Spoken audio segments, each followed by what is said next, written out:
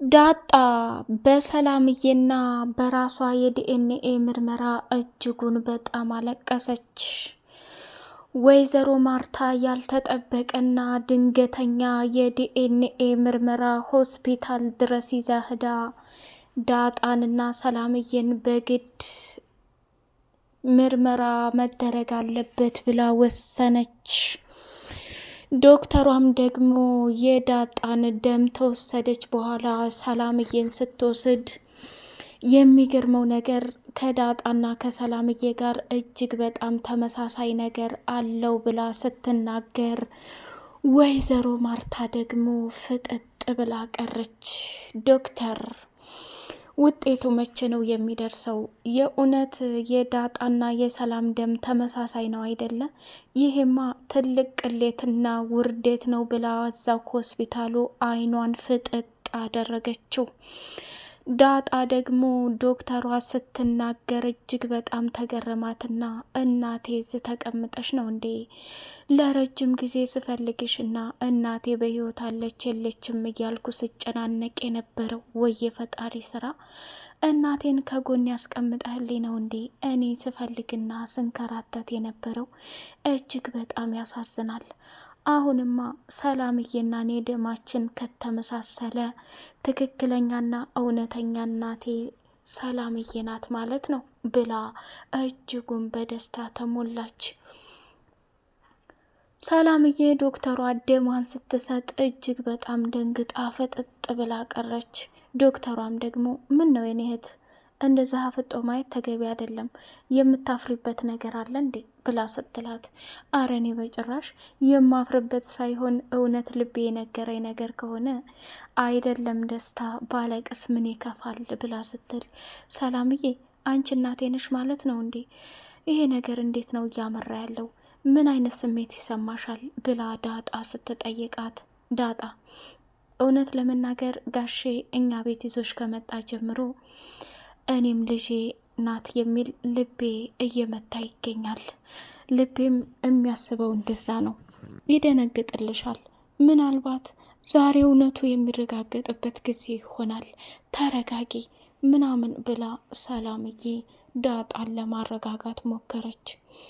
ወይዘሮ ማርታ እጅጉን በጣም ተናዳለች። ሰላምዬ ከቤት ስትወጣ የዲኤንኤ ምርመራ ማድረግ አለባችሁ፣ እናንተ ሁለት ሰዎች የሆነ ግንኙነት እንዳላችሁ ይሰማል።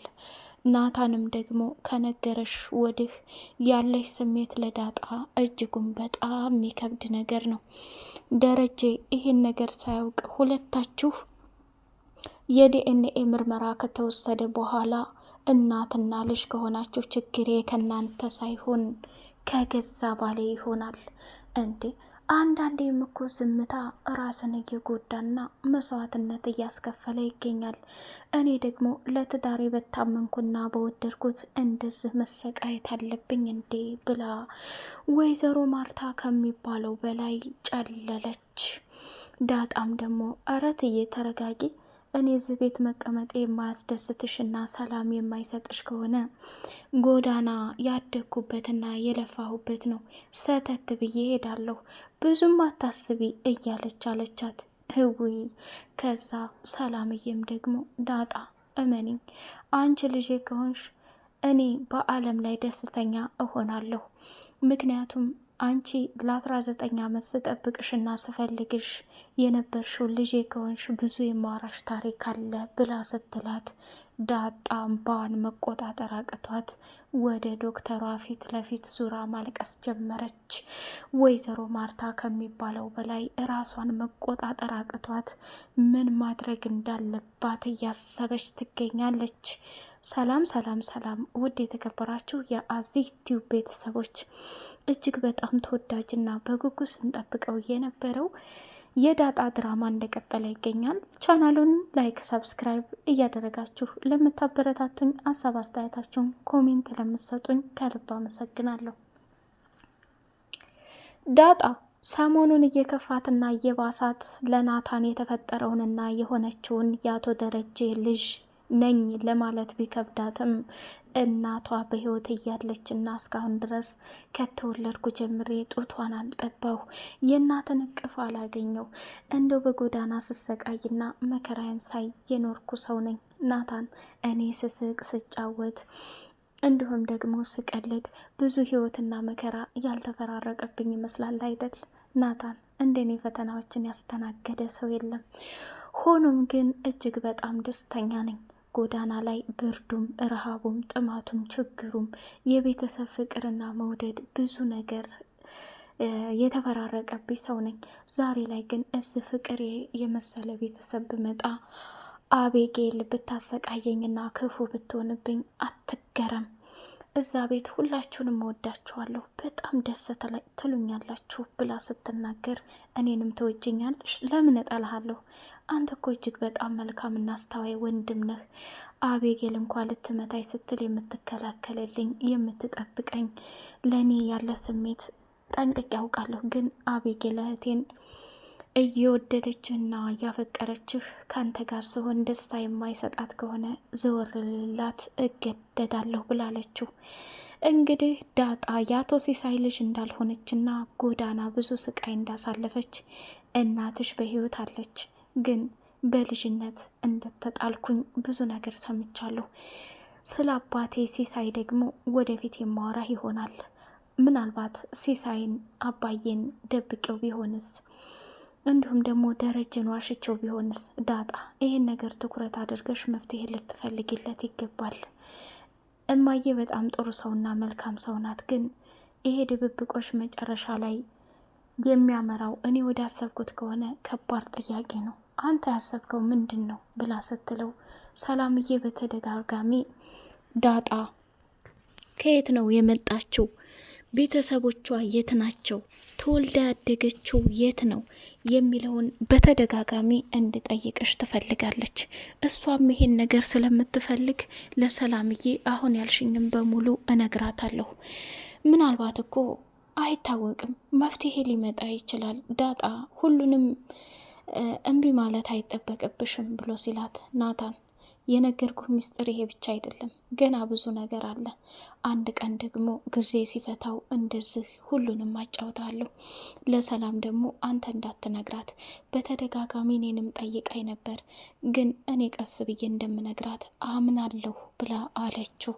ካልሽ እሺ እመኔ ዳጣ፣ ካሁን በኋላ አንቺ የተናገርሽኝን ሚስጥር ለማንም እንደማልናገር ቃል ገብችልሻለሁኝ ብሎ ሲላት በጣም ደስ አላት። አቶ ደረጀ ወደ መኪና ውስጥ ገብቶ ናታን ትምህርት እንዴት ነው?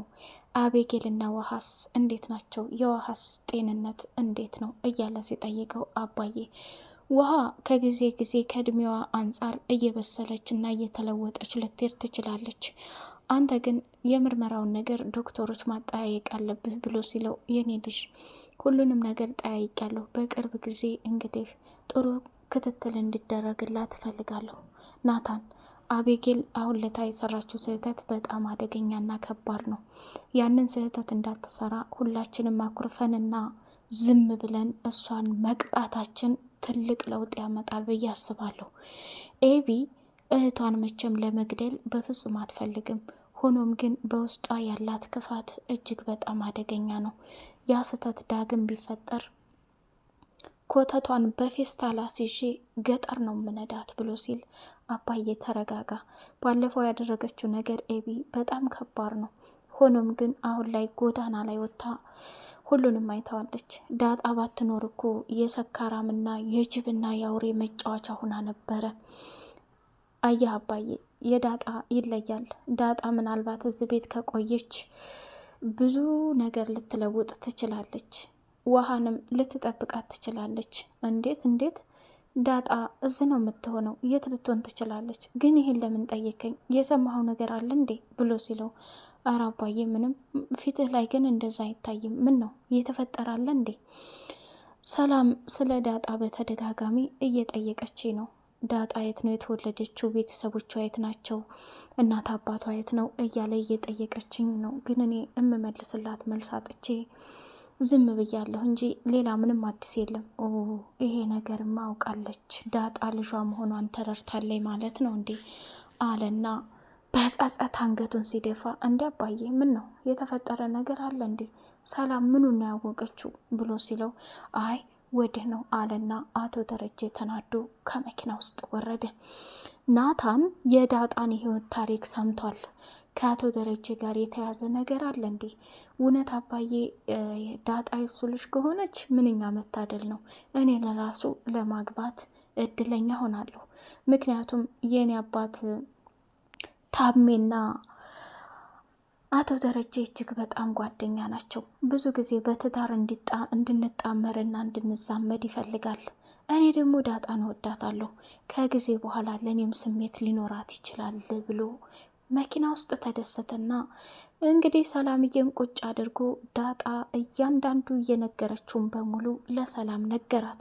ሰላምም ደግሞ ማመናው አቃጣትና ወይኔ ጉዴ ብላ በጩኸት ስትቀውጠው ወይዘሮ ማርታ ከምኝታ ቤት መጣችና ምንድን ነው የተፈጠረው? ሰላም ምንድን ነው ብላ ስትል እትዬ እስከ ዛሬ ድረስ ደብቄሽ የኖርኩት ትልቅ ምስጢር አለ።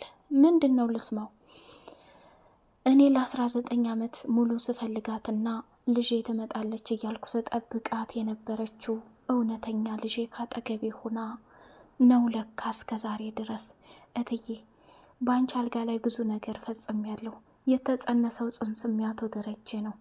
ዳጣም የኔ ልጅ እንደሆነች ተረጋገጠ ብላ ስትል ሰላም እያወራሽ ያለሽው ነገር ስለ ደረጀ ነው ወይስ ስለ ሌላ ደረጀ ብላ ስትል አይ ስለ ጋሼ እቤት ስላለው ጋሼ ደረጀ ብላ ስትል ወይኔ ማርታ ለካ በቁሜ ተከድቻለሁ እንዴ?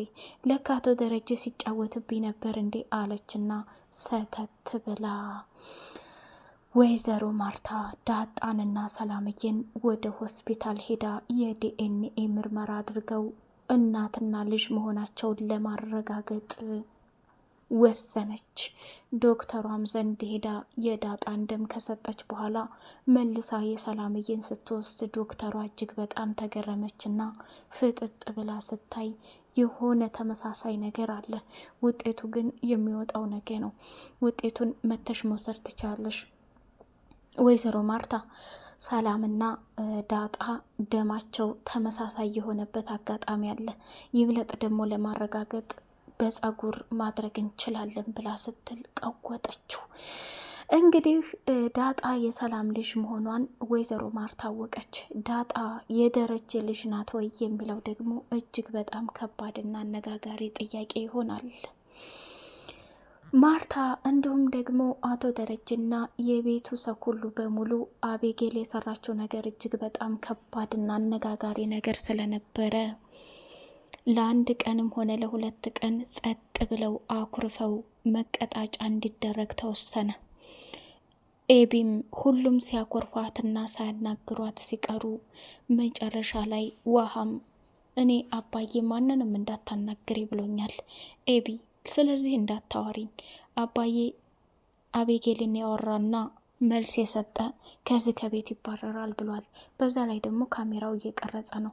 ኤቢ እባክሽ አታውሪኝ፣ ይሄንን የሚያወራሁሽን ለአባዬ እንዳትናገሪ ብላለቻት። ወይዘሮ ማርታ ከስራ ከመጣች በኋላ እግሯ ላይ ተደፋችና እማዬ ይቅርበኝ፣ እግርሽን ልጠብሽ፣ ጫማሽን ላውልቅልሽ እያለ ማሽቃበጥ ጀመረች። ኤቢ ለእኔ ሳይሆን ጎንበስ ቀና የምትይው ለራስሽ ለህይወትሽ ጥሩና መልካም ልጅ ለመሆን ቃል ግቢልኝ አለቻት። አቤጌልም ምንም አይነት ስህተት አልሰራም ብላ ቃል ገባች። አባቷንም ይቅር በላይ ብላ እግሩ ላይ ተደፋይ። የመጨረሻ ማስጠንቀቂያ ሰጥቷታል። አንድ ስህተት ከሰራች ከዛ ከቤት እንደምትባረር ተናገረ። በቀጣይ ፓርት እስከምንገናኝ ሰላም አሌይኩም ወራህመቱላሂ ወበረካቱ።